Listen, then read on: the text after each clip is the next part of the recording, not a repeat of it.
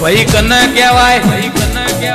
अन भाड़वाट कन्ना कहवाय तो जिन हाची भाईबंदी जी होय न खबर पड़ एक ना घर वखो होय न हाथे रोता होय न भाईबंद कहवाय ल्या एक बीजा ना घर वखो होय न जोई ना रे आपड़ा घर वखो होय न आपड़ो भाईबंद रस के रोतो होय न हाचो वीर कहवाय ल्या।